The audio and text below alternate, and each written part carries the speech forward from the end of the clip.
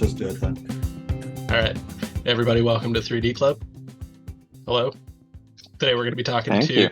Lewis Parker, East City Guitar Company in Peterborough, Ontario. He is a pretty smart fella. You wanna unmute and say hello for a minute there, bud? Yeah, hey everybody. I definitely would I might dispute that last comment there, but yeah, nice to be I'm glad to be here, and yeah, I don't know. I've never actually participated in a 3D club before, so this is all kind of new to me. I don't know how you normally run it, so I'll kind of let you take the reins on that. Perfect. So, how'd you get started doing this? You've been doing this for a number of years at this point. If I remember correctly, there's a family connection got you started here. Got me started in guitar making. Just CAD in general. Just Oh, CAD. I don't think any family connection, not that I basically yeah, I worked in Peterborough for McNelly Pickups for a little while. Doing a lot of pickup winding and stuff like that, and Tim does some of his own fabrication of parts and stuff. So laser cutter and got a small CNC. He makes different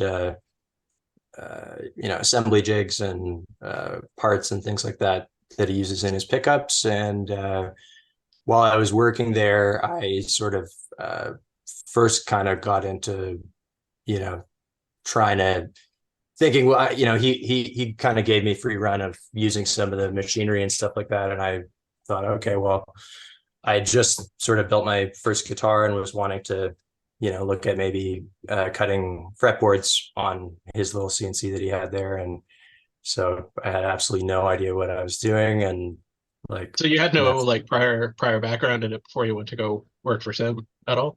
No. I mean, I did guitar repairs and stuff before that.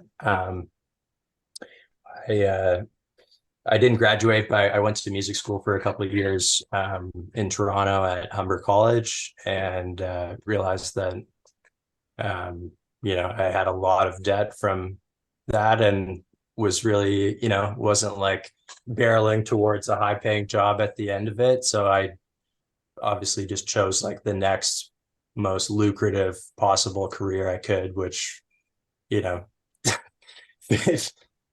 repair.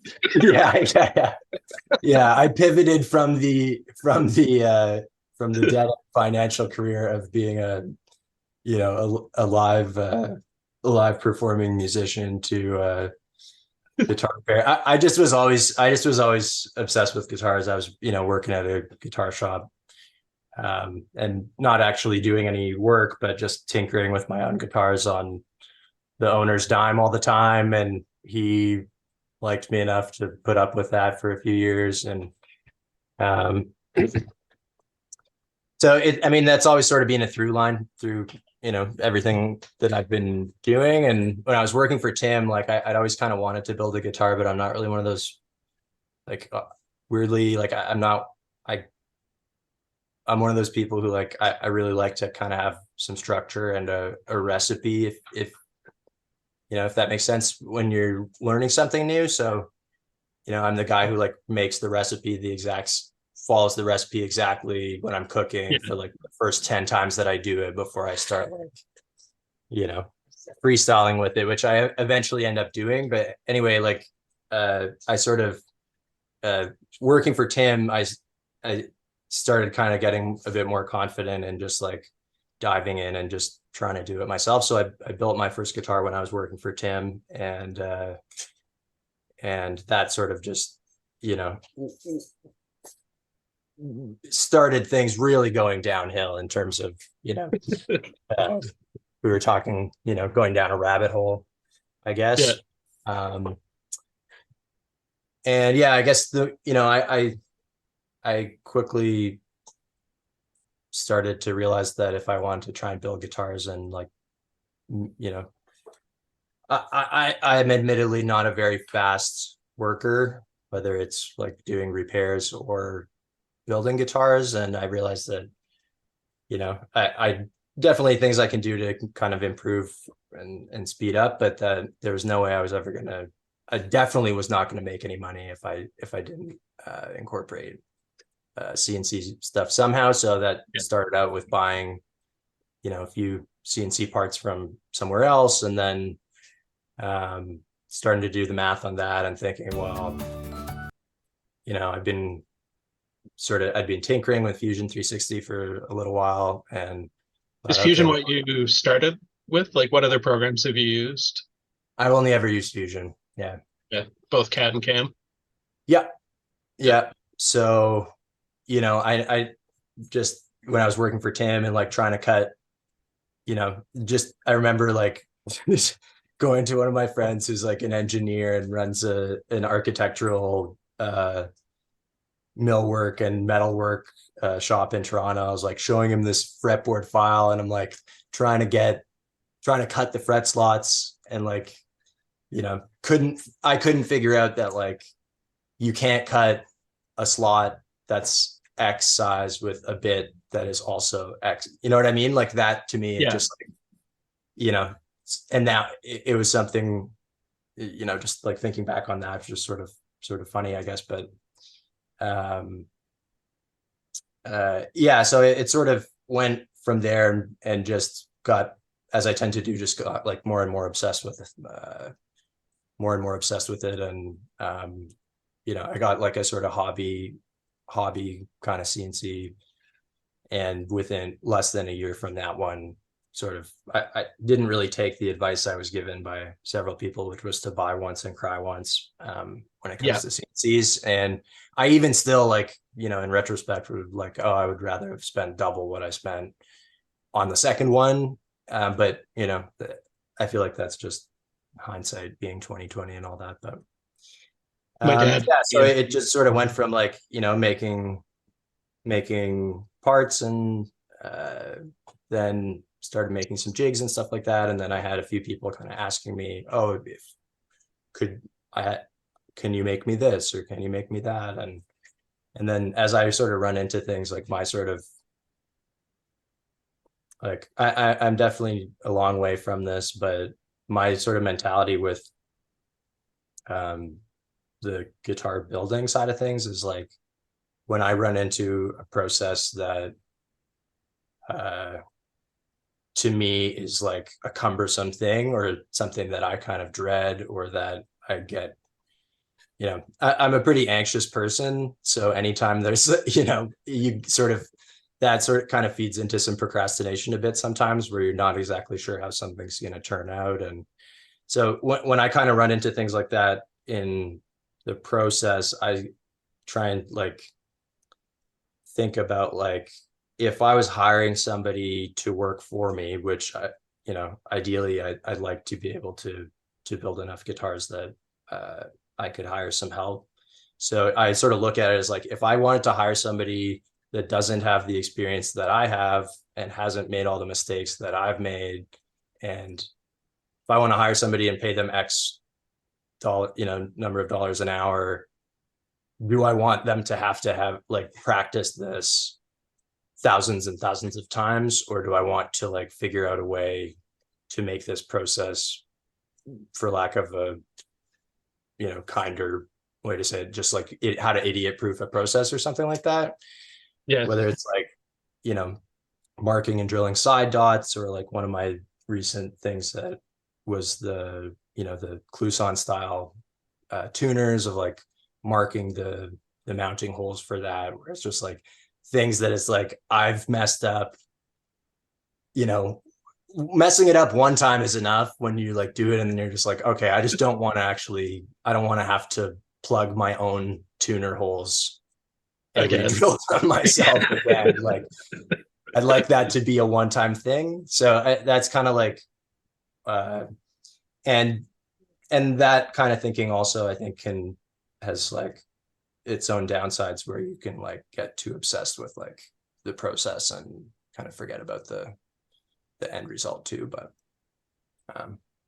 That kind of delves into a question I had for you, though. Like, you get the CNC with the intent of ripping guitars and building guitars and whatnot. At what point did that light bulb go off for you when you were like, holy shit, I can make so much more with this? Like, when did you realize that you had to start making your own tools and stuff as well?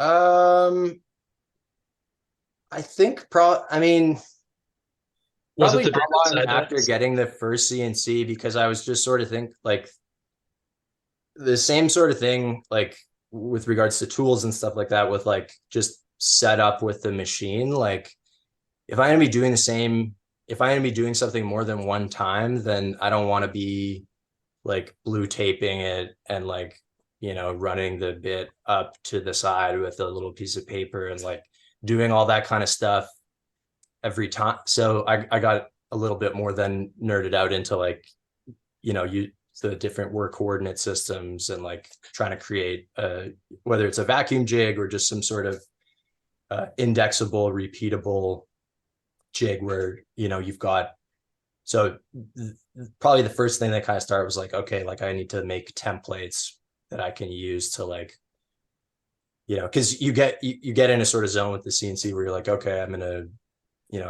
I can line up the stock on the machine and then use the machine to drill the index holes to flip it. But then you're just like, that's another tool change. And that's another thing where if you could create an acrylic jig with drill bushings to do that and take, a fraction of the time. And so Yeah.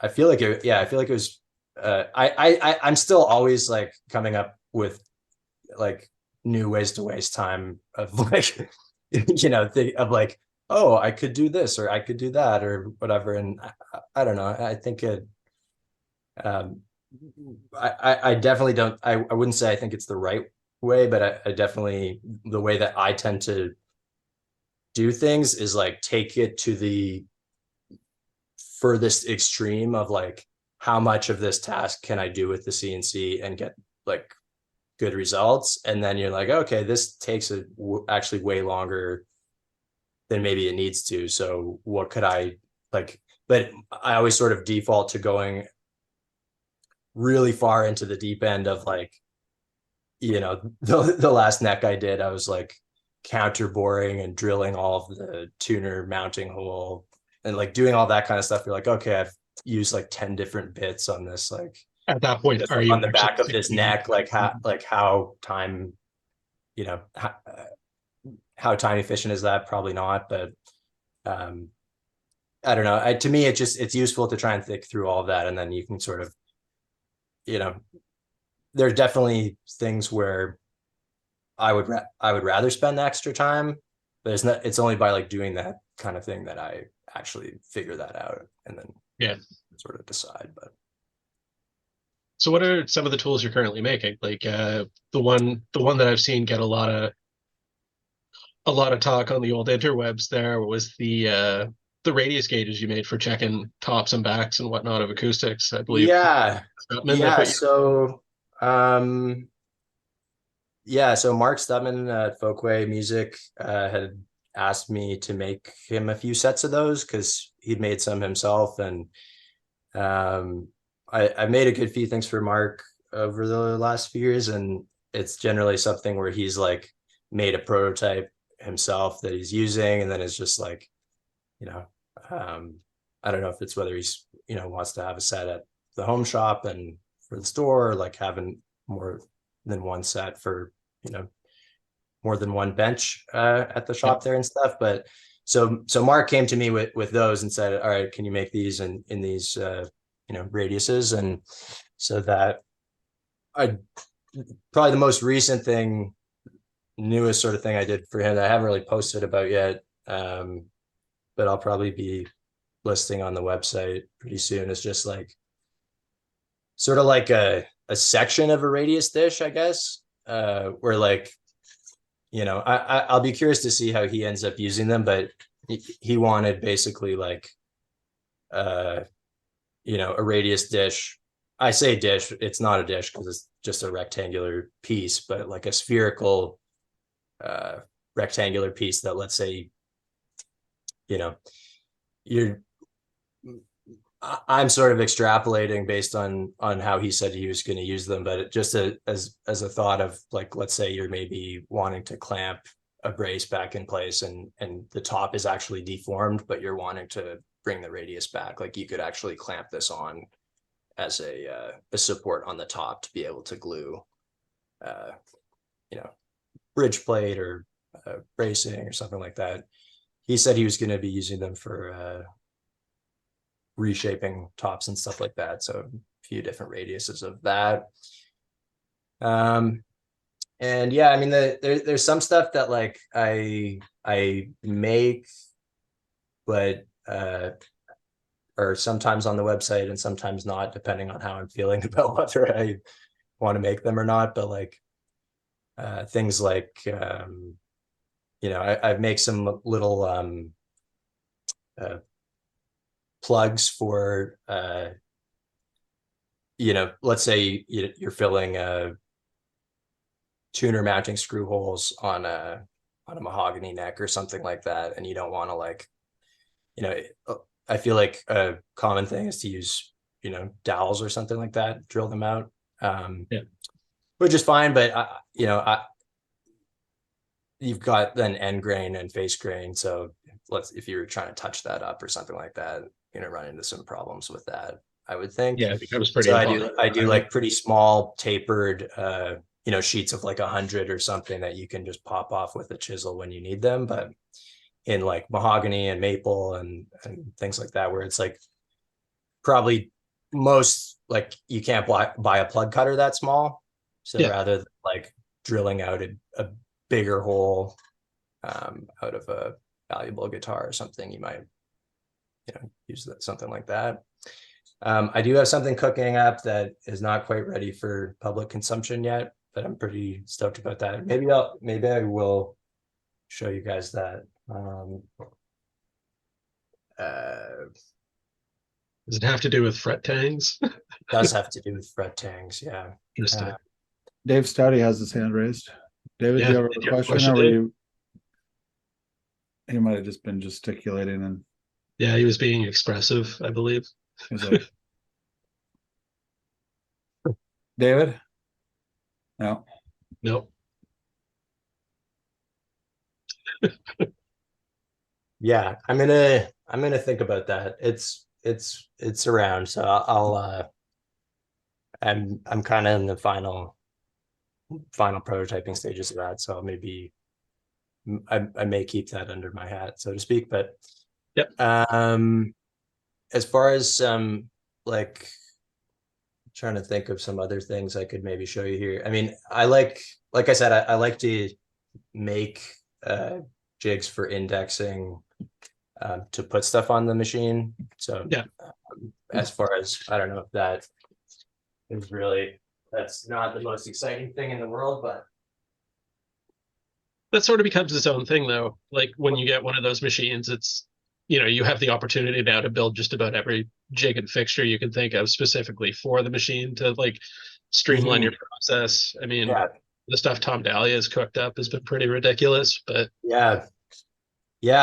I've really been wanting to take some of Tom's courses, but I just, as far as like not being a Rhino user, being sort of apprehensive in that regard. But yeah. So, you know, like this is what I'm sort of talking about with the drill bushing and for, you know, center line and mounting, that sort of thing. Yeah. you want to talk about radius dishes? Yeah. So Did the little snap off pins that you were referring to? You talked about the. oh yeah. Sorry, say you like to. Did you show those? I missed it. I was looking. Oh, you know what? I think I just cut some for somebody, but I didn't cut extra, so I can post a picture in the chat. But they're basically, I mean, I can make them in any sort of taper, but again, it was Mark had asked me for these initially, and I made them for a few other folks as well. But basically, That's one of the most brilliant, simple things I can think of, because I do that all the time. I go to the lathe and cut from square stock for Yeah. But if I could throw money at someone and have them send me a plate with 100 pins that I could just snap off. Oh yeah, man. Well, yeah, Dude. send me an email. I'll throw my website in the chat, and I'll maybe get those just listed on the site. And if you want some, let me know. And the design's all parametric. So if you like, let's say if you just are like, I've made them for people for like plugging you know, holes in a top, redrilling in like a spruce top or something too. So if you know that I want to drill the holes out with X bit diameter, then could sort of create a taper for that. But as far as for the tuner screw holes, they're really handy because they're very, very small, and then you just get a nice tight fit. And yeah, I'll throw the website in the chat and make sure that those are up there. Yeah, thank you very much. I just snap them all the time because I'm too aggressive on the lathe and curse a lot. So this would Yeah, be for sure. Yeah, it's nice to just be able to, you know, pair it off with a chisel. Yeah. James Yared, do you have a question, or were you also gesticulating like Dave Stouty? No. I do. Not a question, but Lewis, you were saying you're a bit apprehensive about using Rhino. I'm a parametric modeling person all the way, so SolidWorks, Fusion, and all those sort of things. But if you did want to get into Rhino, it's pretty good for, you know, designing necks and all your more organic stuff. Yeah. But if you're So a bit worried yeah. about, if you're a bit worried about kind of getting into that, there's a great website in America. You've got LinkedIn, haven't you? Yeah. So they recently bought out a company Edit called existing posts lynda.com. and add new Oh yeah, posts. I'm familiar. Yeah. Authors will be able to stuff. add So media to their posts. It's now Select called categories. LinkedIn Learning, but they've got hundreds of courses on Rhino, from essentials, basics, and then it goes through accreditations. Cool. But it depends what it depends what you want to try and achieve with Rhino. If you're with Fusion, you know, you can do pretty much most of what you want to do around Guitar World, but I've only really found Rhino, in my experience, really good for organic sort of modeling as well as like mesh stuff. It's really powerful for meshes, but yeah, I've heard that it's definitely like a little bit more user friendly in terms of like the 3D surfaces and like the sort of complex geometry like that. There's definitely things with Fusion sometimes where like, oh, if I loft this in the surface environment versus the solid environment, like it does it in here, but it doesn't do it there. And, you know, sometimes it can throw a whack, which is quite nice about Fusion, that you have to be quite regimented. Whereas Rhino, it's got a good amount of fuzzy logic. But yeah, I would recommend LinkedIn Learning. It's a good one. Yeah, that's cool. I'll check it out. I mean, part of the apprehension for me is like not wanting to buy Rhino, I guess, too, or like, you know, it's sometimes annoying with Fusion where like every time I open it, there's a new update. But then at the same time, I'm like, oh, every time I open it, there's a new update, and they're fixing and adding things all the time, which I like. So I think just because I've been using it so long that it might be an old dog, new tricks kind of thing. But yeah, I'm pretty happy with Fusion. As someone who's used multiple now, I've done Shaper 3D, I've done SketchUp, and I've done Rhino. They all have their benefits and their detractions. I mean, it's way easier to do a fingerboard in Rhino than in Shaper 3D from my experience, but it's not as easy to find where there's gaps in your design in Rhino as it is in Shaper 3D. Right. The thing with Rhino, just for everyone here, because Tom turned me on to this, if you know someone who's in education in any way, teacher, student, whatever, they have student pricing that's like goes from $800 down to 180 or something if you do it that way. Yeah, it cool. Literally. So I just got a friend of mine I got a friend who's a teacher to buy it for me through her name, and then I just have it on my computer. Nice. Well, my partner's a teacher, so I could maybe get her to do that for me. Yeah, and then I mean, 180 is worth playing around with. You know, I can justify 180 to learn, but 800. Totally. Yeah, I mean, and like, I guess one of my things about Fusion that I really like is the parametric aspect of it too, which is kind of why, like, I've been like not like haven't really looked at trying anything else, but yeah, I don't know. I'm definitely open to it because everybody that I've talked to guitar wise, it sounds like it's pretty guitar friendly. So I feel like I feel like Rhino, it seems like more instant gratification. And I'm impressed with the students, like Tom's students' work. They seem to be doing stuff that for me with Fusion took me a lot longer and was like stupidly confusing. So I feel like it seems like it's pretty user friendly in a way that Fusion is not. mm-hmm. And I would say like now, I guess I'm like 2 years into using Fusion fairly seriously.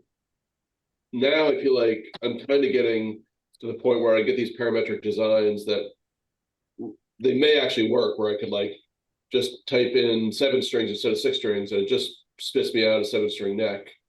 I don't know that Rhino, can do that, or I don't really know, but like probably never know because I'm, I don't really see any point in investing right now because I think Fusion probably can do everything I need to do, and also like it was miserable to learn, and I don't really want to What are you learn on? anything else. So it's, Yeah. very few people I think know like Fusion What? and What are you on? What do you mean? What am I on? What Yeah. throws you? Totally. One sec here. We've got it. What are you on in relation to, like, what cycle are you on? Oh, give me a second. I'll tell you. Normally, Karen's Ian. Oh, I gotta turn the water off, being polite. and then You I'll mind, tell you. Neil? Who is it? Neil. Or is Neil? God dang it! Come on. He's in the Luthalong. I see him. Well, I hear him, but I don't see his thing. Somebody's coming in and out. I think he's gone. Okay, continue on. No, he's still there. Is he? Oh, okay, I got him. Did we find out what he was on? PCP. Okay. All right. We're good. Does anyone else have any more questions? Super quick, just before we move on to doing some radius dish stuff here. Crazy. To be fair, that was like the most questions that have ever happened in a Luthalong thing, like while it was still actually running. Pretty impressive. So you want to discuss a little bit sort of the radius dishes you're doing and whatnot? Yeah, so when you were asking me about participating in this, like, we talked about some different stuff, and then kind of the more I thought about it and the more I kind of messed around with some stuff, I was thinking like, I feel like for the most part, most people are going to be designing the tools that they need for the task that they're doing. And I don't know how helpful it would be for me to be like, oh, here's how you make this kind of tool or that kind of tool. And I was sort of thinking more along the lines of just taking something really simple like a radius dish and just trying to model it a whole bunch of different ways. Yeah.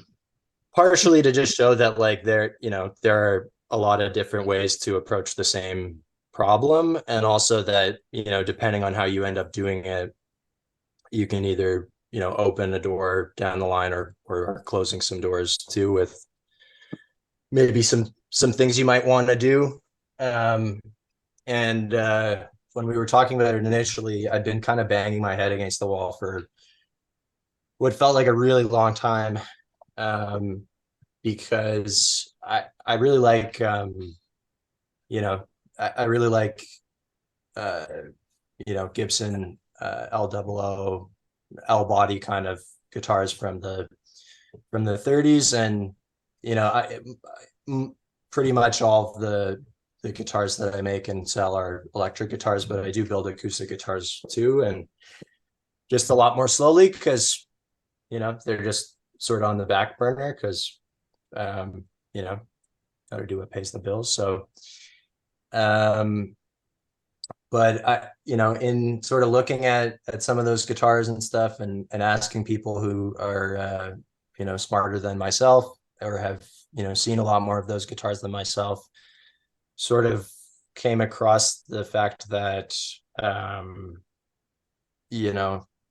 we talk a lot about, radius dishes and spherical tops and backs and things like that. And not even just related to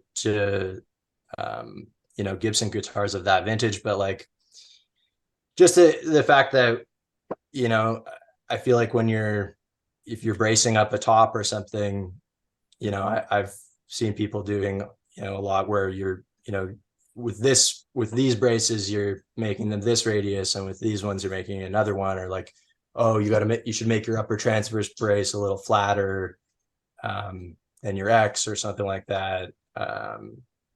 Or, some people gluing on like flat tone bars or something like that. Like, so it just kind of had me thinking a little bit about like, okay, how, if there are all these different ways that you can manipulate the top geometry by doing that. Also heard of people, using, maybe a flatter radius on the rim than the rest of the top bracing, which, affect your neck angle as far as like, not having. So it was a problem I'd been trying to solve for a little while, just like trying to, think about modeling for lack of a better word, just like a compound radius top where you have, it's not a sphere. And being able to do that in a way that like is, an acceptable kind of surface. And since we've been talking about it, I'd, kind of had a couple little breakthroughs with that, that I was going to share with you guys here too. And, but yeah, I just figured we would just like, I've kind of done up a little bit of a file, so we'll maybe go through it a little bit, depending on, time, or if what you think, Robin, we can just like go totally from the ground up and just model things from scratch, and just refer back to that. As I didn't take any notes or anything as I was doing it, and I was recreating that parametric compound radius dish file, and then of course was having to go back to the original one, being like, wait, how did I do that again? Which loft was this, or did I mirror that or whatever? So yeah, you kind of tell me what you think makes the most sense, but well, I think no time like the present. If you want to share screen and start going through that file and give us a little bit of sort of your process here. Sure. Oh yeah, we've been through this before. I was like, where's the share screen button? It's like the only one in green. It's the only one in green all around where you're looking. It's like super apparent. Yeah. Okay. I just sort of threw this, just the generic OM bracing layout in here. Just to have a sort of visual, and to just maybe, show how I might think about using some of this. So, okay. So, whatever. Let's just go and fully start from scratch. Draw a circle. Let's get started. Just for fun, yeah. Yeah, so just in like the main component. Oh, millimeters. Why? I don't use that.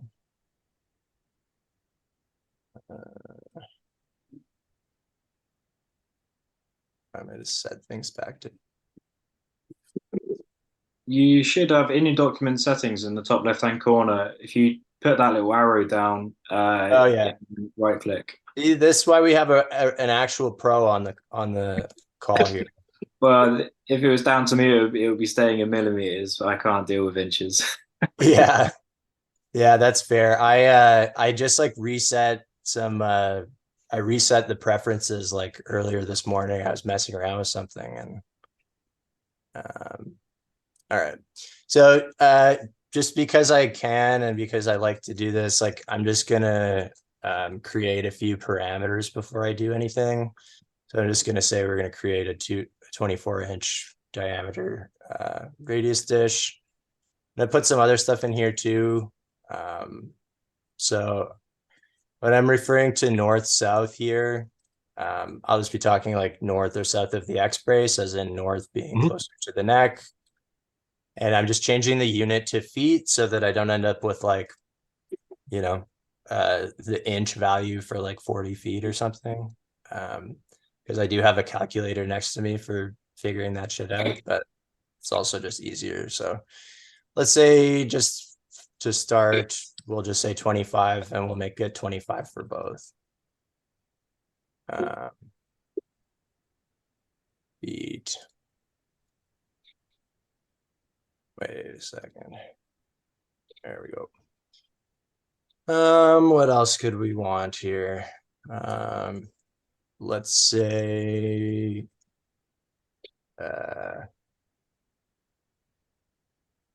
so I'm gonna, I mean, in doing this, I'm also just gonna model a couple of the other things that I make and sell and use and stuff. And I may have to come back and make some more parameters if I'm wanting to make everything parametric, but doing this 2 3/4 inches because I like to make them the size of the StewMac stick it paper. But you could make that however big you want or small or whatever. Not super critical, but like maybe the dish thickness, if you were like using a particular material, I'm just going to say 1 inch just because. When you're cutting your dishes, what do you cut them out of generally? Like what's your stock? I usually like laminate Baltic birch and MDF because the MDF, just the machine surface, I like that better, I guess. But MDF cups really badly when you machine it too. So it's also not a bad idea if you're doing that. Like I know people that make them, you know, and sell a lot of them. Like we'll sand them and seal them and stuff. I haven't generally done that, but usually like if I cut, like after I machine the radius, then I'll go back, you know, I might let it sit or let it do the whatever cupping it's going to do. And then I might machine it again just to like, Yeah. You know, if there was some stress that got let out. Find that more with plastics, but, or wood too, I guess. Some of those things that I made for Mark recently, I had to machine more than once just because they kind of did a little twist or something. All right, what else do we need? All right, well, so I'm just gonna, yeah, so we can make a sketch just in the main or dish diameter and oops, I'll just get rid of that one. And I'm going to do something for you guys that I never actually do myself, which is name things as I make them. I'm just going to be on my best behavior here because it's normally like sketch 72 or something. Like, what the fuck? Sorry, what is sketch 72? So we'll just say top view. I'm super helpful with that as well. I'm terrible at that. Yeah, for sure. I'll show you guys what one of my real files looks like after, and you can make fun of me. They're named, but like I'm generally not great at separating things into components when I should be doing it just to keep things cleaner. But anyway, that's for another day. So I'm going to use just the same center from there. I mean, it's also just the origin, but I'll project it in anyway. Use a center rectangle, and we'll say, just because of the orientation of this, I'll say that this will be the convex block width, and that'll be the convex block length. And these are just, so I'm doing them in the you know, the top level component, just so that I can project these sketches into other components as we make, you know, different kinds of dishes. So we'll say this is our top view of the convex block. What other kinds of things might we want to do with this? Maybe we want to do maybe we want to do something like I was just talking about, like for reshaping tops or something. So I think those ended up, I'm not going to make this parametric, but you could. I think they were like about maybe something like that. So what else can we do? So what I've done what I did in the demo file, which I'm not going to do here just because it will be boring to watch, but I brought in this OM sketch, and I just basically, you know, this is something I just grabbed off the internet. I didn't draw this, so I didn't go to the trouble of like constraining any of it.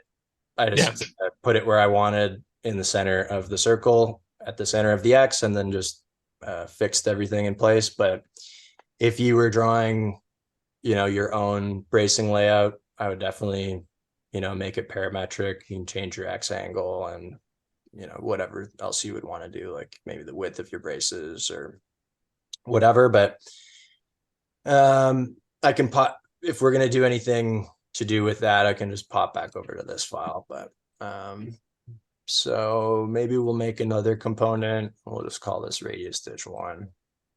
So I'm going to think of like, I'm going to try and do this the way that I think I first tried to draw a radius dish. And by that, I mean like in like a really sort of convoluted way. And I'm only just going to do that just to show you that, you know, there are a lot of different ways to skin a cat, and they're definitely not all good. All right. Hear that, Evan Glock? What's that? Yeah, it's just that's the Evan Glock saying, a million ways to skin a cat. I don't know why he's so obsessed with skinning cats, but Yeah. Yeah. Okay. So Because I just think cats have it a lot better these days. you got to tip the scales. Okay, so I just modeled a sphere that is the radius that I want. So now I'm trying to think of like how I actually did this, because it was definitely silly. It involved a construction plane, something like that. So far, this all seems to be going the way my first one went with Rhino, where it's like, yeah, where it's just like, okay, well, like where do I trying to think of what I actually did though. All right, well, I can't think of the exact way that I did it, but I'm just going to try and think of a kind of silly way to do it. So I'm just going to turn this on so I can actually change the opacity of this thing here.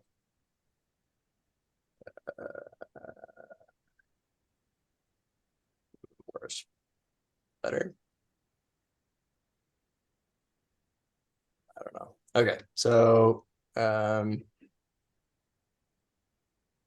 right now you're trying to steal 2 feet of a 24-foot sphere, basically. Yeah, exactly. Yeah, so it's just like what I was gonna do. I don't remember what plane I'm in here. Well, maybe just lose that. Okay, yeah. So if I just like take this plane and then went like, okay, I wanted to have my radius dish, and it's gonna be, you know, 24 and or sorry. We want to have the dish thickness, and maybe we'll give that the dish diameter. And then, okay, I've got to like intersect this sphere with this plane. Now I can lose that. And then I've like got this random thing like, okay, you know, should I do this? Anyway, you get the idea. This is not a very efficient way of doing this. And I'm just actually not going to maybe do that at all. All that to say that like the first time I did it, like I can't replicate it because it was just a really inefficient way of doing it.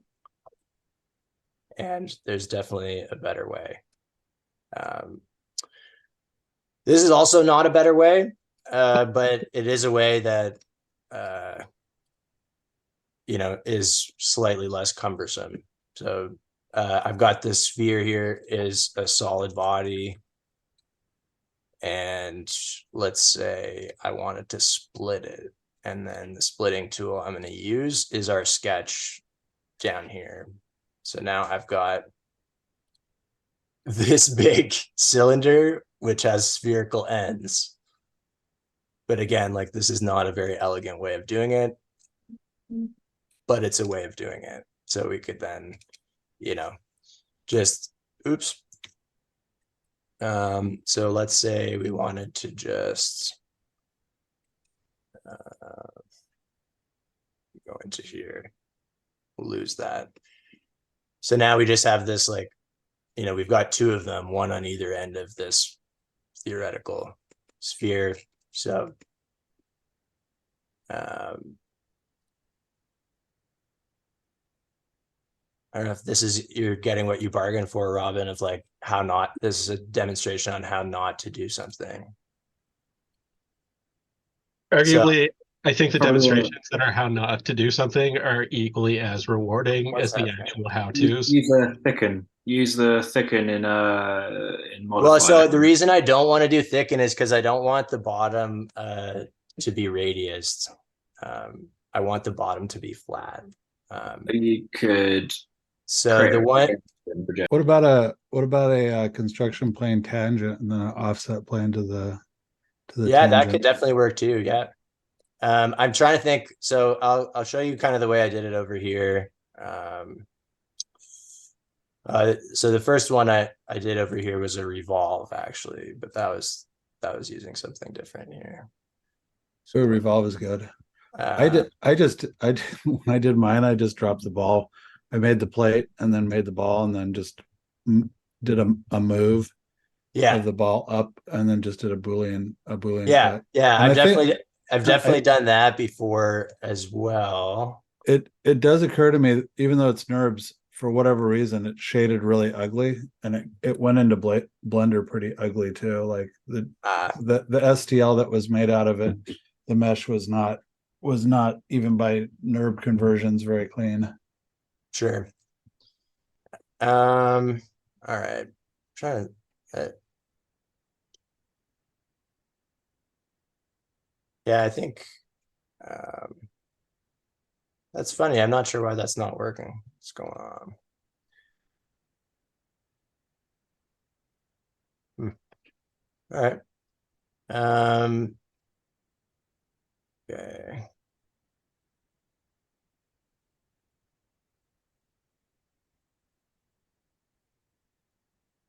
Yeah, so I mean, anyway, like what could we do here? Somebody said something about an offset plane.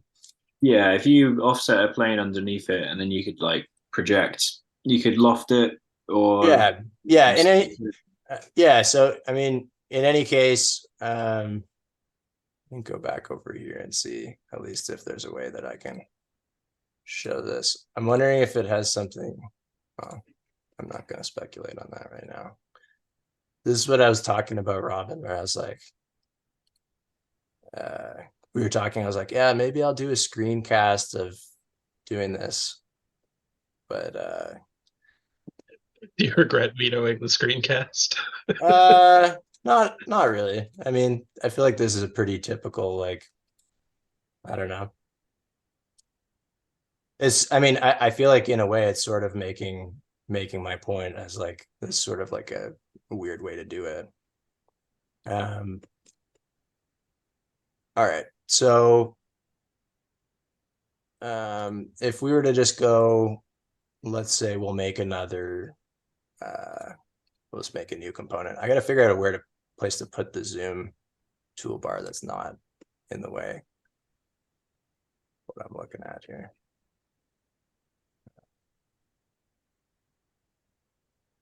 Maybe just make the.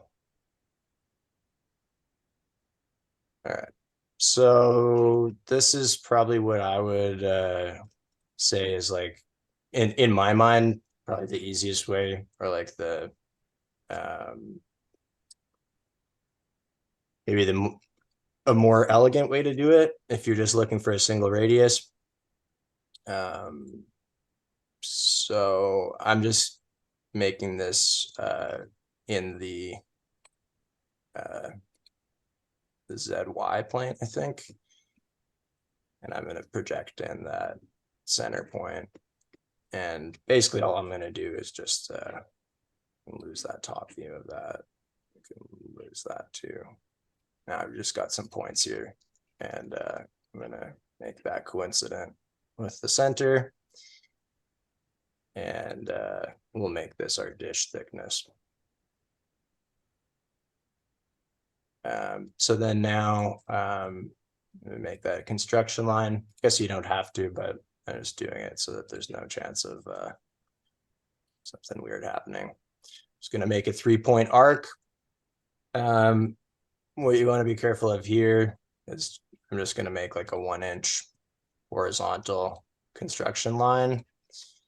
And then I'm going to make this arc tangent to that. Then when I constrain this and say, okay, maybe we'll just do this north radius.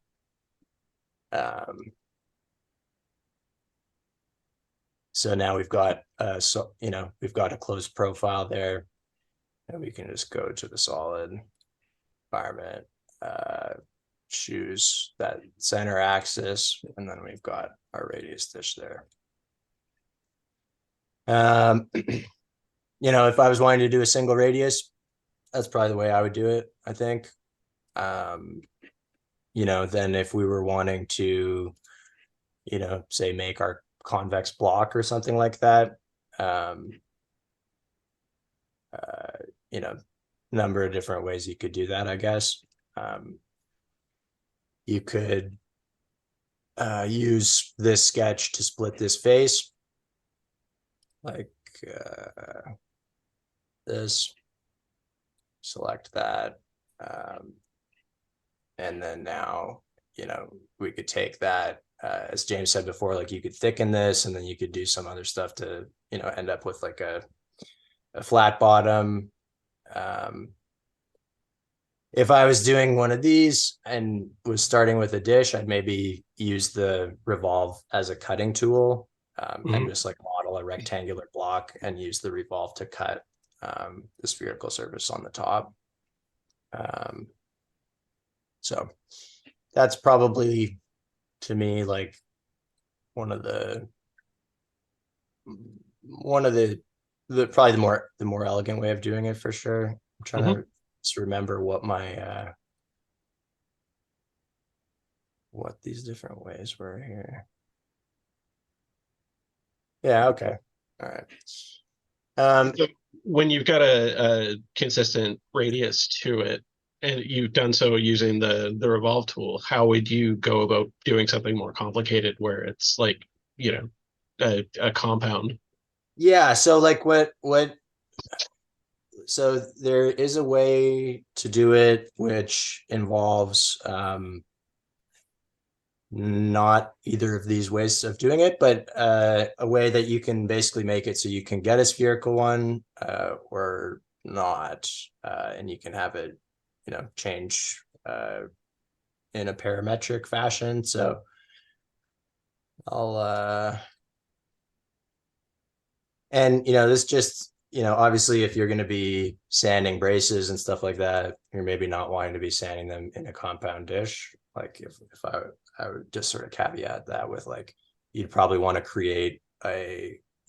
use the dish or the surface that you create with the compound curve to like let's maybe make a router or shape or template or something to pre-shape the radius on your braces that way. So, and I'm really curious, James, just to see your thoughts on this, because like I said, this was something that was a problem for me for a while, and just coming up with a way. I'm still not 100% happy with it, but as far as like I think it's definitely close enough for acoustic guitar making. It's not like you're going to be machining this out of like stainless steel and polishing it up and stuff, but I just realized. Yeah, like you say, there's loads of ways to do it.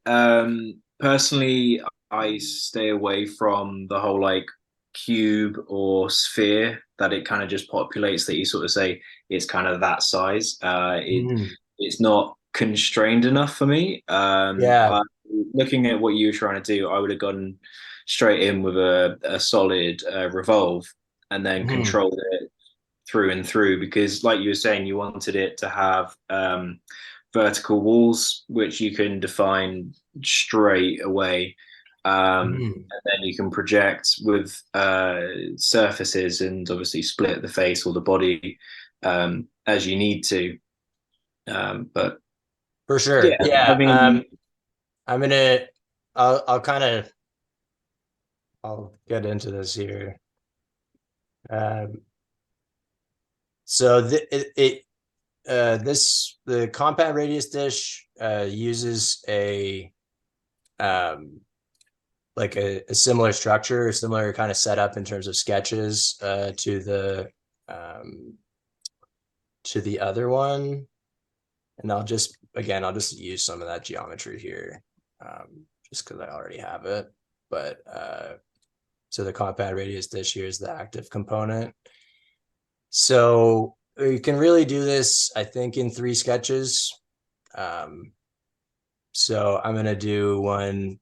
This is going to be, so positive Y direction is going to be our,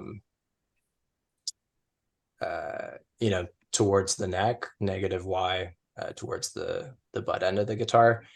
I use an intersect here because I just want those points. I don't want to project the whole thing in there. And I'll project in the center. So what I'm going to do here is, as you just said, like I'm just going to create a, I can define the height that I want here. Make that coincident there. So we'll say our same thing. Our dish thickness is going to end up being 1 inch. Turn that into a construction line. This was one of those funny where I don't know if it was just a Fusion thing or just a me thing, but it took me a minute to figure out how to properly constrain this, and you might be able to see why in a minute. But so I don't want this to snap to anything right now. I'll hide that for the moment. So I'm going to give this a dimension of south radius. Oh, yeah. So you see we got something happening here. And then I'm going to create another arc that meets here with the north radius. And then, of course, they're going to have to be tangent to each other. But again, I don't want it to snap to anything right now. It's going to go. So what I kind of ran into with this was with these 2 arcs being tangent to each other, if you do something funky with some parameters, like get a little too crazy, it will like invert them so that they create almost a full circle upwards. So the way that I came up with constraining them was basically to create, it might seem obvious to some people. It wasn't obvious to me at that time. I don't want that midpoint constraint. I want just make that horizontal. Yeah, so what I did was there might be an order in which I had to do this. This was what I was talking about, where I was like, okay, I gotta, so those both have dimensions. I'm gonna make this tangent to that line. I'll see if that gets me what I wanted. And I may have to come back to it because, like I said, this was something where when I was messing around before this, that I realized, oh shit, I did this a different way. Okay, so that's our first one, first of 3 sketches. So we'll call this our north-south radius, or we could also maybe call this, 2. People say radii. I feel funny saying it. I don't know why that is. So I say radiuses. I don't know if that's incorrect, but just Arguably, I've been joking about it for so long now. I don't know what's right and what's wrong. Yeah, I mean, I don't think it really matters all that much either. we know what we're talking about. So I'm creating another one that's just perpendicular to this plane. And I can bring this back. I mean, you could do this other ways too, again, but I'm just using this original sketch because if I want to make the whole thing parametric, then let's say I wanted to change the size of my dish or something like that, I could just do that without having to like, you know, dig into these sketches. Yeah. So I'll get rid of that. I'm going to project in, I'm sorry. Like it's important sometimes to like use intersect and not project sometimes where you really, what you want is an intersect. So we've got the ends of that top view of the radius dish. And we have where those two different arcs of it, what will become a different radius when we change the parameters, we've got where they meet. So this, you could do it with one arc, but there's a reason why you don't want to. So just bear with me on that. Has to do with loft inputs. So I'm going to just make those tangent. I mean, the other way you could do it would be make those concentric. That was going to be my question. Was why you didn't do it as like a circle, like at the top of your origin point? Then, so I'm interested. Yeah, I'll show you. And again, like this is something where it was like, I think some of it's weird fusion stuff, maybe, and it also might be weird Lewis stuff where like I just haven't obsessed over it enough to like, you know, get some different eyes on it. But I'll sort of show you where like where this is headed. So I'm gonna do the same thing as before and just create a closed profile here at the dish thickness. And same thing here. This will have to do with loft inputs where I'm going to make it so that these are two closed profiles. I may have to refer back to my other file for this, but we'll see if I can make it happen. Okay, so this is what we've got. If we go into our parameter menu, so the context, like I said, in which I'm using this is like, if I was wanting to create, you know, a guitar top with a 15-foot radius, if you think about like the neck angle where that's going to project, you're going to have a bridge that's pretty tall if you have a 15-foot spherical radius. And, you know, generally I think people don't want super tall bridges on their acoustic guitars. So basically, you know, one way that we can sort of approach that would be, you know, I've seen, you know, relatively recent GAL, like that goes through Charles Fox's, some of the way that he does stuff. And, you know, he's leveling out where the fingerboard extension sits with a jig using, you know, a block of wood or using the actual bridge to sort of set the angle, which I think is a really clever way of doing that. I was sort of looking at this and thinking like, well, could I actually build the top in such a way that, you know, I've got a more appropriate neck angle sort of built into the geometry of the top. So if I go in here and I say for my north radius, like maybe I want this to be like, I think maybe go a bit more extreme here, and yeah, it's going to break my sketch if I do that. Well, sometimes with the parameters you gotta go a little more delicately in terms of like how you make those changes. It could also be from the constraints, like, yeah, so I'll kind of do what I first did, which is 15 foot in the lower bout, transitioning to 25 feet in the upper bout. So just gonna look back at this and remind myself exactly what I did. Yeah, okay. So this is one of those things where like I tried it a whole bunch of different ways, and I just ended up with something, we'll call this just the middle radius, because this is just defined by whatever the height of these other arcs is, where they sit there. When you So say you did it several different ways, you mean like sweeps versus lofts? yeah, I tried sweeps. I tried like solid loft or surface loft, and whether the input was just the arc or the input was the profile and stuff. So anyway, it's really getting into like Yeah. Now we're Does- getting into pretty dry territory, I would say. Wait, maybe I missed it. Does Fusion have Revolve? I can't remember. It does, yes. So Fusion has Revolve. The reason that Revolve doesn't work here is so the Revolve in Fusion uses one sketch profile.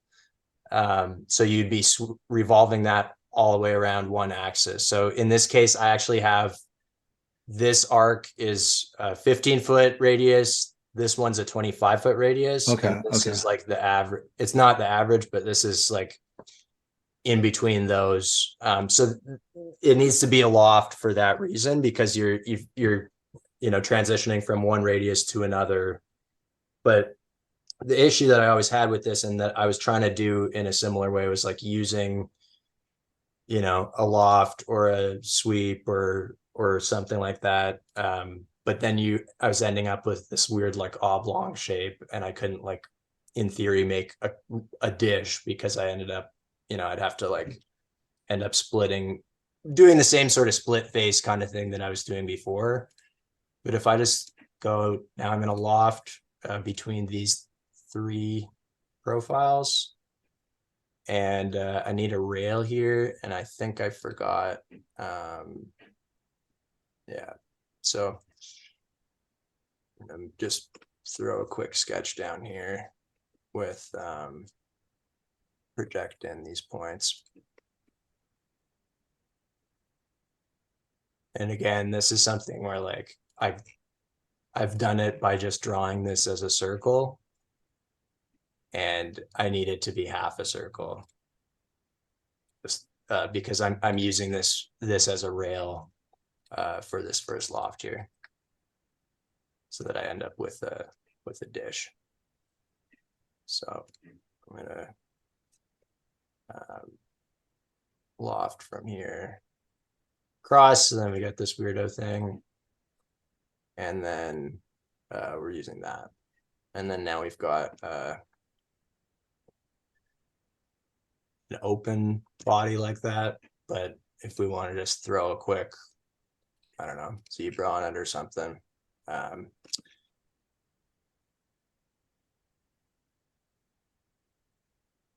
not looking too wacky here really. But if we check this is one radius and this is another. Then this next part, I mean, I've tried it, lofting from this back around.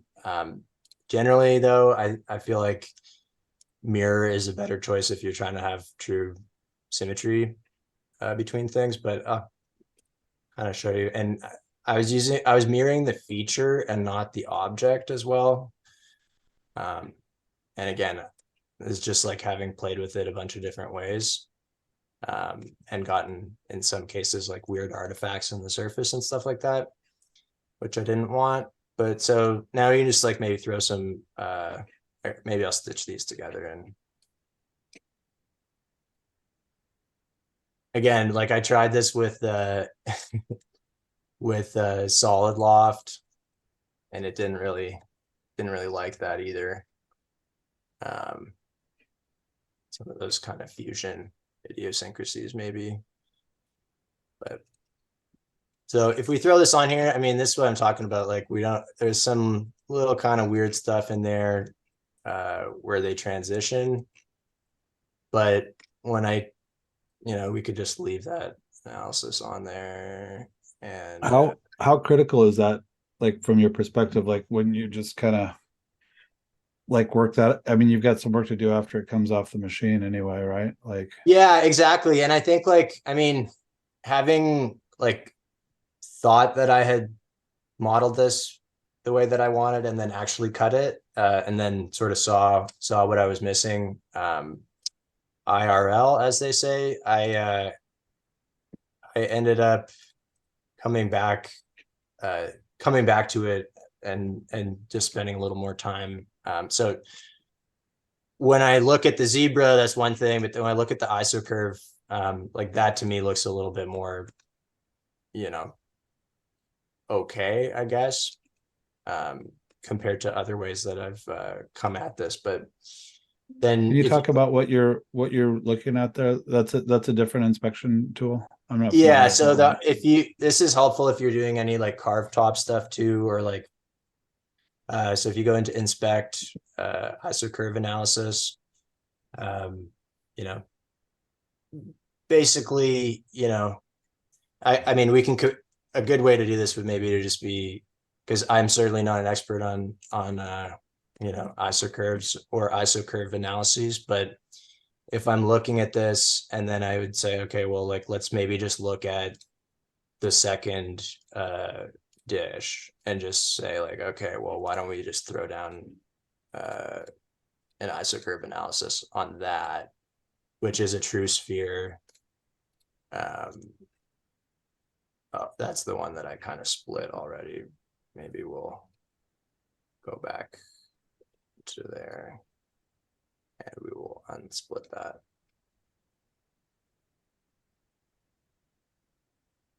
Yeah, so that's the ISO curve on, all right, I think that's the one on the, whoa, what's happening here?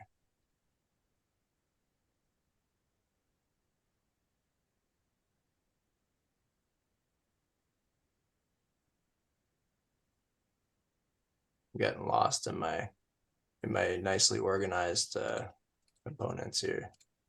Because you named stuff this time. Yeah, exactly. So that's the spherical one.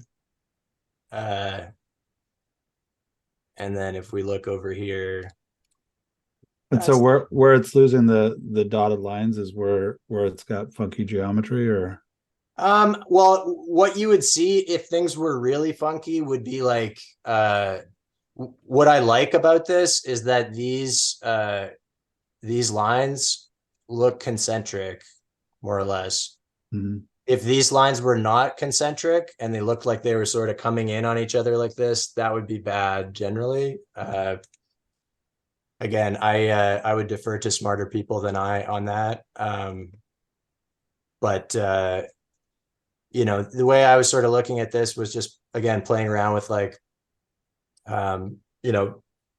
wanting to see in terms of from a 3D modeling point of view, like how you might model some kind of top geometry that you see out there in the wild that, there's a way of doing it by just, sanding the top half of your X brace on a different dish than the bottom or something and stuff like that. But I, for my own curiosity and wanting to, to see if I could replicate something like that with a dish like this, I thought would be kind of useful. And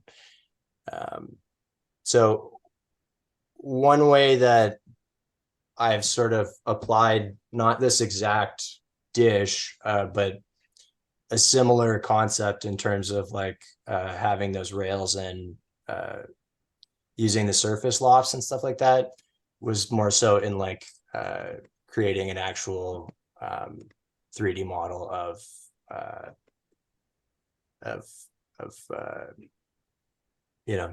an acoustic guitar. So if I was sort of looking at this in terms of this top does have a compound sort of curve to it. It flattens out. I don't know if you can really see it here, but sort of show it in the sketches, but it flattens out along the fretboard extension, where the fretboard extension would sit. And,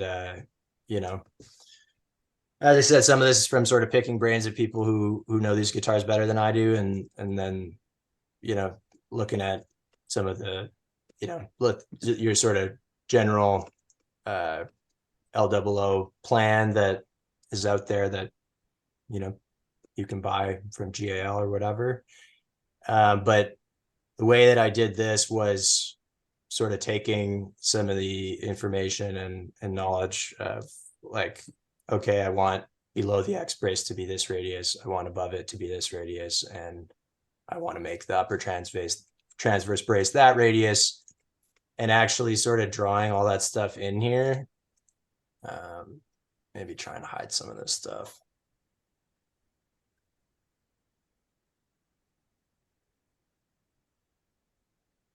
All right. Wondering maybe. See, you can see I have named all this stuff, but you can see everything. And this is a very long timeline. It's not very efficient.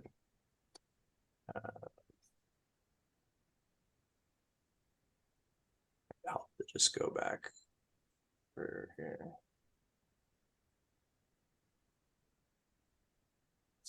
I'll look for some lofts down here. I think it's really neat that Fusion records all of this as a timeline as opposed to Rhino, which is level dependent, like Adobe stuff. Right. Oh, no, that's getting into the neck. Oops.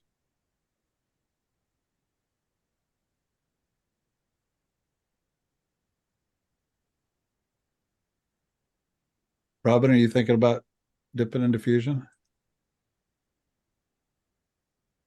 Maybe someday when I have money. You can still get a free license for it. Can you? Yeah, you just gotta you gotta be persistent. They don't make it easy. There's about like 100 cul-de-sacs that you have to click down in order to find it, but it's still there. Interesting. Because I got suckered into doing the year-long license year before last, and I did like 30, maybe 40 hours in it, and then started using Rhino and never looked back. Hey, that's the plan right behind Dave, I think. David? Right behind Dave Stouty? Yeah. He's got his hand up. I can see the plan to which I refer.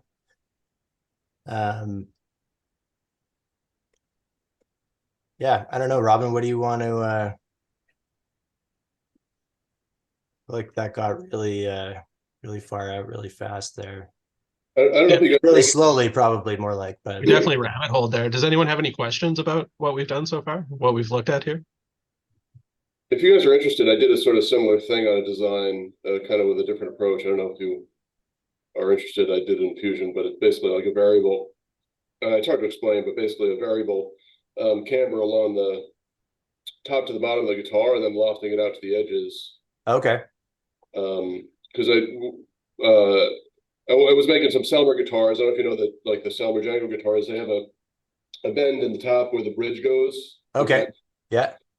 Which I never really liked as a design idea. I mean, that's the way that the really good guitars are made, but it always seemed kind of stupid to me. So what I wanted to do was have a top that had that height at the top, but still was a curved top, and and a flat rim. So basically, it was like really high at the bridge, but it was going to be a different, I don't know how to say, a different curve continually, because it was going to bend hard going down towards the tail. Mm-hmm. But also like a very gradual incline towards the neck. Does that make sense?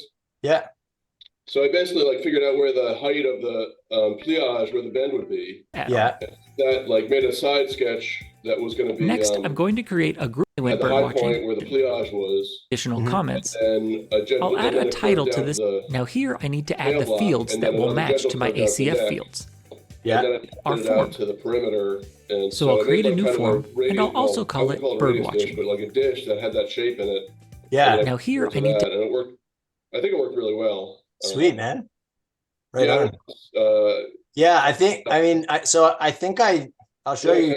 You can tell me if this is sort of along the lines of it. Like this is, I definitely didn't use the sort of dish method with this, but I don't know if it'd be Yeah, you can kind see of. that's your curve, right? Down the Yeah, middle. so I looked at that plan that's behind Dave behind Dave there, and I think they give you a height of they list the doming as how high it is and where the highest point is. It's at whatever 1.5 inches behind the bridge, and 3/16 from the rim. Uh-huh. So I basically kind of did a similar kind of thing. Is that what you're talking about, Paul? More or less, but you were sorry, I was kind of in the midst of something, so I wasn't paying total attention. But Oh, you that's seemed okay. that X is how you were lofting that X basically. Sorry, yeah, I'll Do you want to? I mean, I can share my I'm screen. gonna hide some of this stuff here to make this more clear, but basically, I've got this point here is the back of the bridge. Yeah. And the plan I was working off of, I think, lists the doming as like 3/16 of an inch high, and then 1.5 inches behind the bridge. So I sort of drew in an arc of the radius that I wanted that's tangent, or sorry, that has this point up here. That's actually my highest point, I guess. Yeah. And then we've got, this another arc of the radius that I want there, I guess. But yeah, I guess anyway, yeah. And I didn't use, I think I don't even know if I honestly, 6 months ago. So I don't know that I used radiuses. I think I used like tangent splines. Okay. Yeah, sure. Yeah, I mean, because it was not I didn't want to force it into a radius, I guess, when it was sort of just an irregular shape. It's kind of I guess maybe call it an irregular curve, if that makes sense. Right. I saw a couple. Are you interested? I have it right here. If you're interested, I could share my, I don't know if you want to take a look at it, or I don't know what your want to share a screen for a minute. You're more than welcome. Yeah. Cool. Is there a hand up there? Is that No, it's still Dave Stouty, just from his earlier gesticulation. All right, I'm gonna try. I've never actually shared a screen before. Let's see if this works. Can you guys see that? Yeah. So this this is one of, I mean, like all these designs, like once I do them, I want to throw them out because they're like so like fucked structural, like kind of structural wise, but that's basically yeah. So this is the curve, and let me just see. I was just looking at this a second ago. Where it's top argent. Yeah. So I don't really remember what this is. It's just, I guess it's radius on the bottom, and then I lied. Radius to the top, and then it sort of slides down there. And then all I did was, I think what I did was then I had the body outline. Yeah. There, and then if I can get, I gotta get out of the sketch. Man, look at all these named sketches. This is great. I don't know. I don't know how you do it without naming it, man. It's like confusing enough. Yeah. And again, that's like, it's hard learned, but so then like it's sort of like taking a carved top approach to it, I guess, which is kind of what I ended up doing with the with this guitar too. Did you have like rails at different points along the body? Like, were you lofting between? Oh yeah, I must have. Yeah. So your center, waist, and then top out. So I had three. Right. I guess it'd be rails. I'm so bad at this stuff. I can't, like, once I do it, I can't remember what I did. But yeah, no, that's cool, man. And then so I mean, I did something similar. I just made the rails at like the midpoint between where the brace would be, I guess. So like. And I actually think the center of the X brace and the center of the, any of the other bracing, and sort of use those as rails and loft inputs. Let me just see if I can get out of this screen here. How do I I wanted to show you on the camera, but how do I unshare? I can see. Oh yeah. Okay. And then this is you can't really. Oh shit! Wrong camera. This is the board I ended up making out of it. Yeah. Okay, cool. It worked really well. And actually, that guitar, I don't know, one of the guitars I made out of, it sounded great. I don't know if that was because of any of that or just luck of the draw, but So was that top, like, I don't really know those guitars at all. Like, did you brace the top in that, or was it like? Yeah. I braced the top. Yeah. So use that. Yeah, like you'd brace in a radius dish, right? I mean, that's but yes, I braced in there, and so like when you were putting the profile on your braces, how did you do that? I think I did something Hamish, like I put the piece of sandpaper on that board and just sanded it in. Okay, cool. Yeah. Nice. Like I'm sort of prototyping guitars, so those ones are rough. I was just trying to get it done as fast as I can, but that worked out really well, and I think I would do that again. I think it's cool. The cool thing with CNC to me, I guess, or what I'm trying to do or think about is that, like, I don't want to necessarily, like, if there's something that CNC can bring to the guitar that I wouldn't otherwise be able to do, I think that's cool. And like, I wouldn't otherwise be able to make a variable radius board that's like mathematically perfect. Mm-hmm. Yeah, I could scrape it in, you know, with scrapers over, and then, but like, Yeah. that just did this thing for me that was like kind of otherwise I wouldn't be able to Yeah, do it. man. Otherwise, Yeah, I'm- totally. Yeah. So, and bringing it to this traditional design. So it's pretty cool. Those guitars were cool. I'm like, I'd like to make some more of them. But anyway, it was just funny that you were talking. Yeah. That's really cool. Yeah, I think it looks like we did like a similar modeling approach in that sense. Like, where I'd have been looking at like how people modeled like a Les Paul kind of top or something, where you've got kind of like a neck plane and stuff like that, and you know, using the outline of the guitar as a rail and stuff like that too. So that's cool. I think the acoustics are really fucking hard to model personally. Like that's my, you know. Yeah. The neck angle stuff is really like right now I'm really sweating this neck joint and but anyway, yeah, I don't know what you guys' agenda was, but that was just as funny that you were talking about the same thing. Yeah, no, man, no agenda. I mean, I'm glad to see that. You had a question a second ago, James? Your hand was up. Oh, it wasn't really a question. I was just sort of going to say that I've just tried it on my computer here, where I've just used a simple patch and then used interior rails. Okay. And it was far, like, in terms of the process, the line work is cleaner. Okay. And yeah, sure. Me, can you show us? Like, yeah, do you want to share your screen? It's a little bit difficult because I've got my laptop, but then my work's down. So yeah, nice. So it was basically like what you were saying, intersecting profiles. But I basically selected the circle as a patch, and then the interior rails, and it just kind of brought it to a nice clean finish. But for me, the ultimate ruling, which for everyone to really take into account, especially with parametric modeling, is simple sketches, lots of features. And it will be a far more stable file. Cool. Like if I was going into Fusion right now, can you walk me through how to do that? I'm really curious. I want to see it. Like the way they listed it. I'd like to see that as well. Yeah, sure. So, all right, you coach me through it here. You have to reshare your screen there, Lewis. Oh, okay. Yeah. Dad move here. And I wonder if it would work with like the silhouette of the profile of your acoustic, and then you could use interior rails to do it in the same way. Obviously the patching is a surface, so you'd then have to project your walls and everything. But for your actual compound curve, you can use your previous file and just roll back the history past your loft. Let's do it.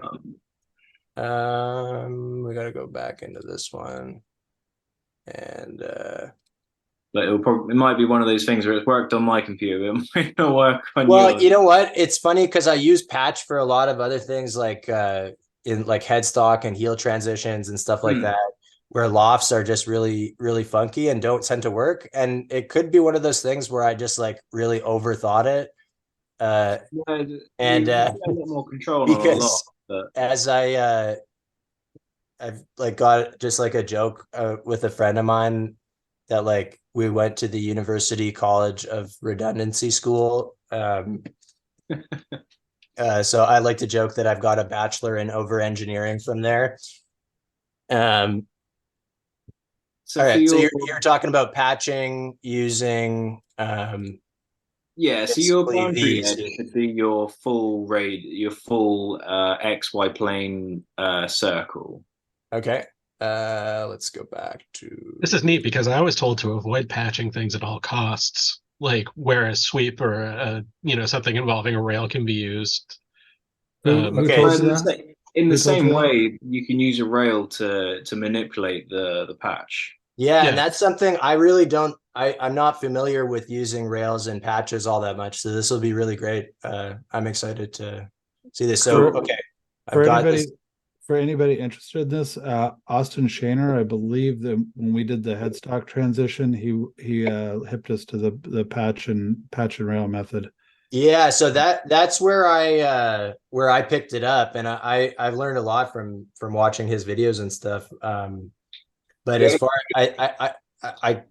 I haven't really kept up with them for sure. But as far as like using, I think you were saying using interior rails here or something. Yeah, that's correct. Although previously, how you were drawing it when you were saying with the loft, you kind of split Right. the profile in the center, so it should just chain across it. Okay, well, let's try it out. So we were talking about taking this as our boundary edge Yeah, and then making these the interior rails. that's correct. Wonder if you should pull it all. Robin, who told you to not to patch? Tom Dahlia would have been the one to tell me not to patch, Yeah, but well, we're talking Rhino, The guy that only uses Rhino. Rhino handles patches completely differently than. Oh, okay, yeah. So I think this is what you were talking about there. Yeah, Let's see. it's kind of difficult to see because we're all in like Yeah. feet. I'm gonna maybe just re do this. This is great. I'm really I'm glad that you're here. I'm glad that everybody's here. Aww. Here. Okay, so what did we say? We said that was the boundary, and then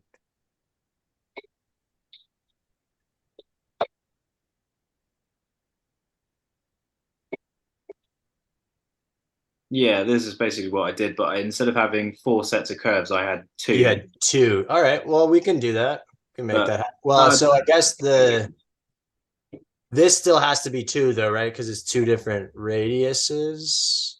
you could you could do it all in one sketch, and as long as, like you were saying, there a tangent in the middle, it should be fine. Well, let's just, I mean, I'll try it with this and see if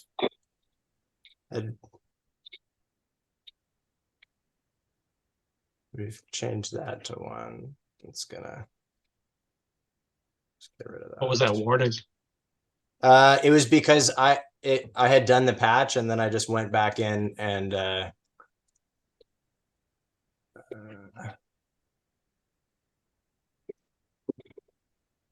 I changed something that I shouldn't have changed, basically. And now I'm seeing something blue there, which I don't want. All right, back to business here. Why? What is that now? All right. I mean, I wouldn't worry about it now because there was another chat probably with a more interesting question than what I had. But no way, man. This is So I mean, we'll just do this.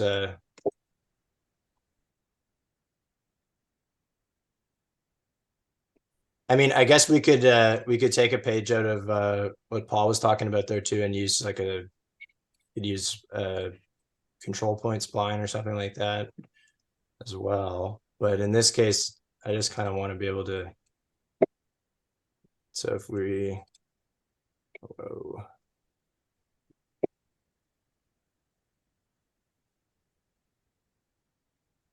skipping a couple steps here.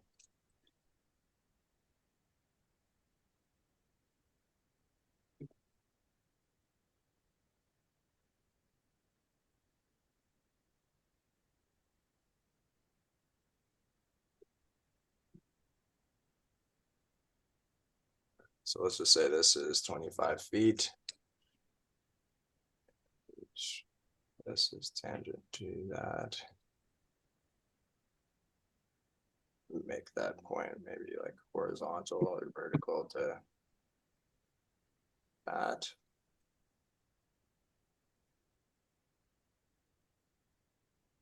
All right, we're gonna have that same problem, but this isn't parametric, so it doesn't matter. Then spin over here.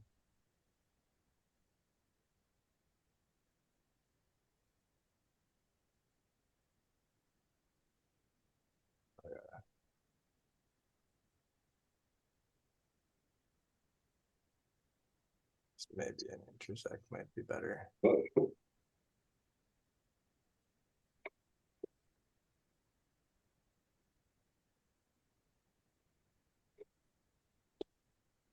right. So boundary.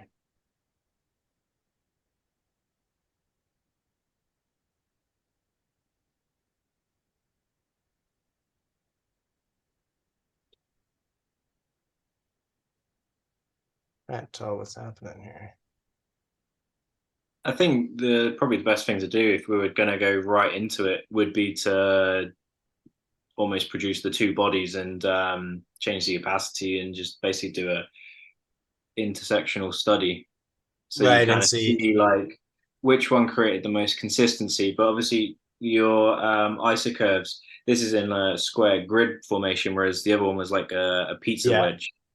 So what does that mean? I think it's because it's a loft, it kind of feels that it's been spun round the center. So I don't know.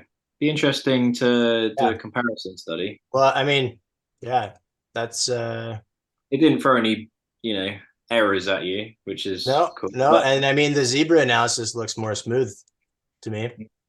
If you guys are interested, you could export this as an STL and like throw it into Blender and actually see what kind of mesh it's exporting. Yeah, well, it might be useful as well. With mesh exports, obviously you get a resolution from a mesh and how many triangles you want to kind of play around with. And in Fusion, you've got the same. You can have a low res model, and then you can have a high res. So you got to make sure that the exports are equal. And how do you change the resolution of your export? That's an interesting point. I've never played with that. Is that a function in Fusion somewhere? Should be. I have to remind myself. I know in SolidWorks you can change the resolution. I can just quickly do it on my machine. But the other thing you'll probably agree with, Lewis, is that sometimes no matter how perfect you can make the CAD drawing, that's the perfect world. But when you actually go to machine it, things move, things vibrate. You might lose draw on the vacuum, and you got obviously tolerance in the machine, and then you're sanding. So sometimes it will never come out quite perfect. Absolutely, but I think this is a much more elegant solution, which is great. When Robin and I were talking about this, and I was thinking like, I'm sure that there's going to be somebody who's going to have a better idea than I did, and I really appreciate that.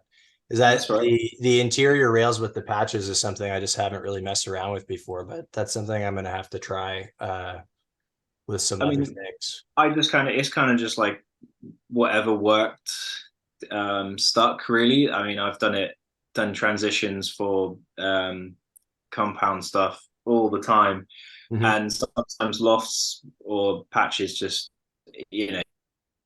it's whatever works all day. I mean, I feel like lofts just on the exporting of the. Oh yeah, go ahead. When you go file export or file, make your selection for the body. Make sure, for me, in my experience, the STL is most stable in binary. And then you can go into refinement and then change all your options for like mesh density. Obviously, the more triangles you get, the larger the file is going to be. But you can change that mesh density, as it were, or resolution. Cool. Does anyone else have any questions or hints or tips or anything about this process at all? It's just sort of kind of what you guys were talking about a little bit, just for myself, in trying to like 3D model an acoustic guitar.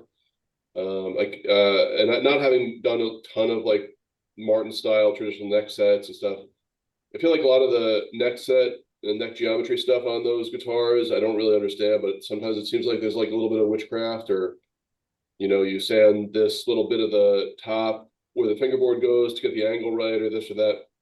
And I just was freaking out about it. And that's sort of what led me to do, I kind of chickened out by making it a feature, which is like an adjustable neck joint on a pivot, because I don't know, I've not been able to get the model to really tell me like, oh, I'm just gonna make this neck exactly like that, and it's gonna fit the body. The body ends up being, I do this top radius dish expecting the top is gonna be exactly the way I expect it to do, but it never comes out exactly right. So anyway, that's just for my purposes, like, and probably if I knew more about Martin guitars or other kind of those models, then I would probably be better at it. But I do find like trying to intersect acoustic guitars and 3D modeling is difficult because there's so many more variables. Yeah, like the top is going to change in time, and it's like I don't really like. Just for me, the adjustable neck joint was like, okay, I'm not going to deal with, that's going to give me enough wiggle room to just sort of deal with just the neck set. I mean, for one thing, the neck set then is like kind of a non-issue.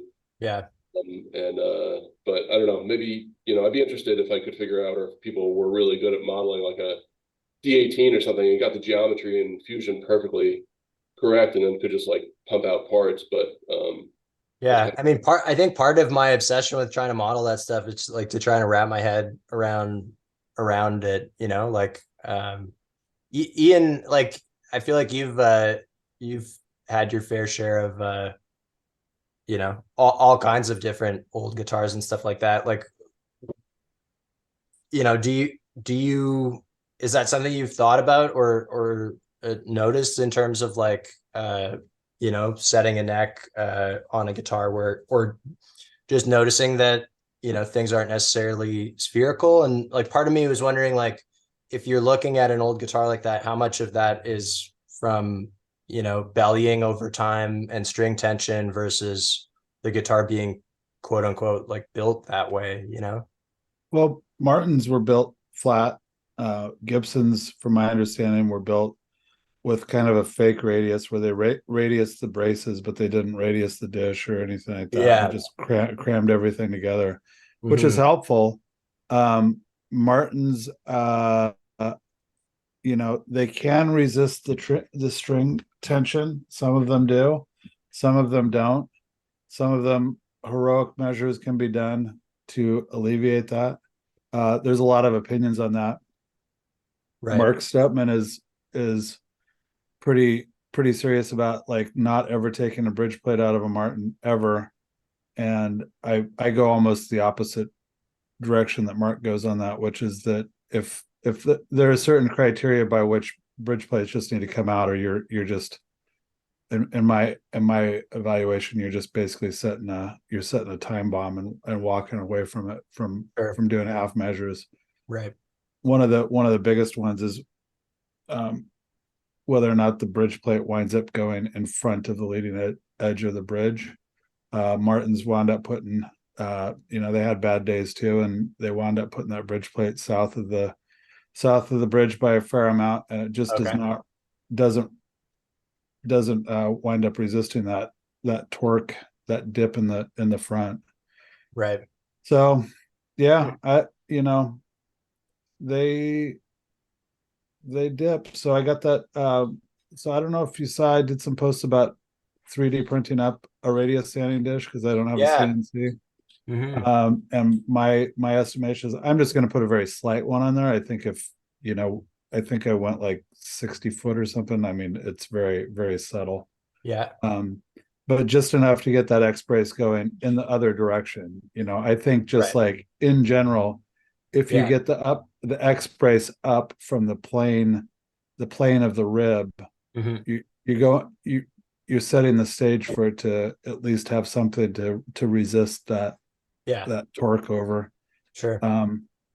But I don't know, like it really comes down to a lot of factors in there, whether or not it's going to resist it.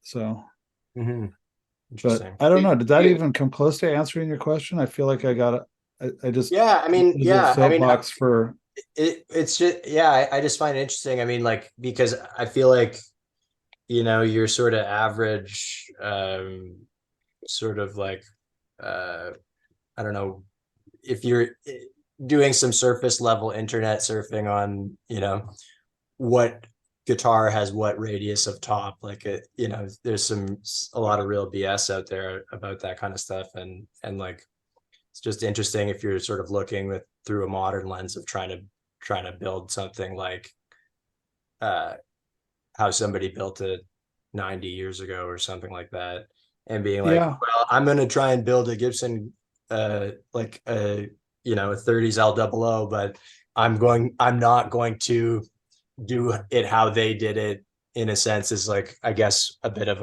a comical sort of you know, look at it. But it I guess to me, it's an interesting problem to try and solve, and to see, like, you know, is there a way, and also it's been just like a good kind of mind bender of like trying to see, can I 3D model something? I think it's good, and it's important to, like, you know, to think about these things. You know, not every Martin implodes, but I mean, if you look at the 0021 that I'm working on, I mean, that's what happens when half measures are taken. Like it breaks the top, it breaks the bridge first, and then it breaks the top. And once you get a cross grain break at the top, it's over.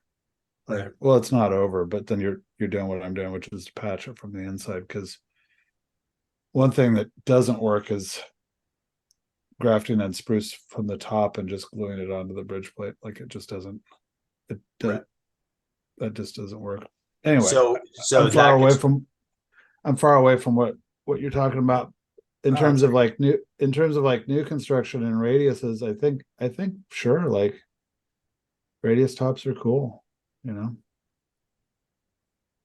Yeah, but like a pretty crazy radius on these classical guitars that I'm making. Like it's a dome. The top is fully domed from top to bottom. It's like a 15-foot radius, which I don't know, I guess is more radical than other stuff I've seen. Do you think like a highly domed top is going to have more or less structural problems? I mean, I don't know. I would guess it's going to be stronger. So kind of a zero data zone, I guess. Kind of. I mean, so you got that dome, right? You got a bridge sitting on it, and all the force is going this way, right? Mm-hmm. Yeah. And so, you know, that's the problem with the flat tops is, you know, it starts going like that, and it can push down on that area. Mm-hmm. I imagine that's true with classical guitars as well, as you could probably dish in front of it. But I never really thought about that, but actually, it kind of makes sense, because and to do that, you have to turn the dish, like the top has to come down at the neck joint, like because otherwise the bridge would be behind the highest point of the soundboard. So maybe that makes sense. All right, cool, thanks. But yeah, I don't know. I'll tell you in 7 years if people come back. And in working at Breedlove, we put radiuses on all, you know, like all the tops are radiused, including the classicals. And I can't remember one Breedlove coming back for neck angle adjustment. I was more worried about the top, just like, am I putting undue stress on this piece of wood by doming it so aggressively? Oh, I don't know. Yeah, I mean, I don't know. Like if you're putting I mean, I feel like if you're creating a curved surface, the curved surface is stronger than a flat one. It is. Right? Stronger. I just worried like in a cracking situation, not like a strength situation, if that makes sense. Right. The other thing too is, I mean, I feel like if you're radiusing your top, then you're in it for fitting your bridge too. And whether you do it like TJ Thompson style of heating it up and bending it, or you do it like I was taught to do it, which is you fit the blank and then you carve the bridge out of your fit blank. Right. But gluing a flat bridge onto a curved surface is bad news.